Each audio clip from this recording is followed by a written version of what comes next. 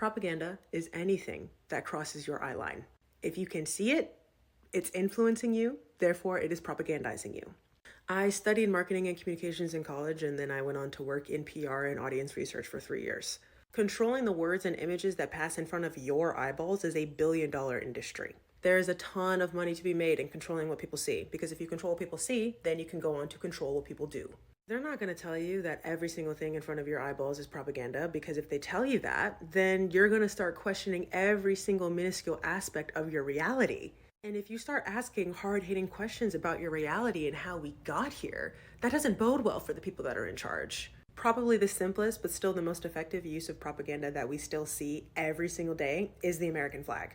We are all told that we are Americans from when we are toddlers. We are introduced to the concept of America and the American flag from when we are extremely young and our brains are very soft and malleable.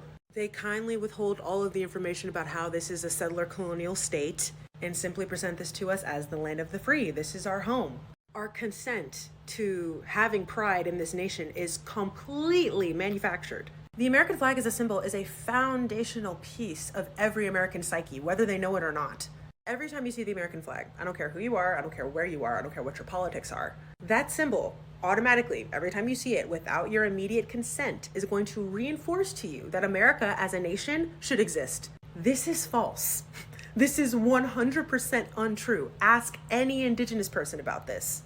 This is not America. This is Turtle Island. This is a stolen land that was cultivated by a stolen people.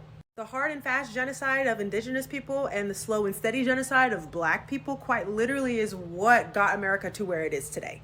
None of that should have happened, but you see that flag and it makes you forget. Or rather, you see a certain beloved figure or artist wielding and heralding that flag and you forget. Because once again, if millions of people tomorrow woke up to the fact that, yo, actually, we're on indigenous land, we need to give the land back. Once again, that would not bode well for the people that are in charge.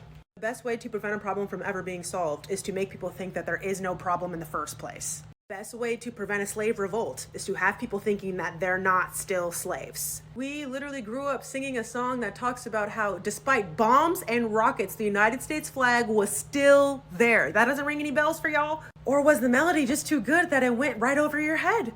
Which is why music is such a powerful form of propaganda, but that's an entirely different video. Oh my God. Long story short, the people in charge are trying to trick your eyeballs into thinking that all of this is fine.